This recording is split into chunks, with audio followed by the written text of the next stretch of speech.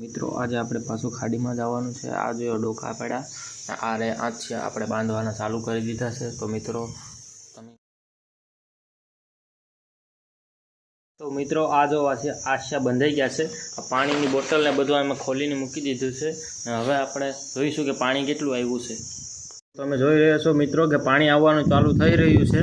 તો હવે આપણે જઈએ છીએ ખાડીમાં ગયા છે હવે ઘરે ને હવે આપણે કેસલા કાઢવાના છે। ઓકે તો જો મિત્રો એટલા આશામાંથી નીકળ્યા છે ને હજી ખોલી ભરેલી છે આપણી।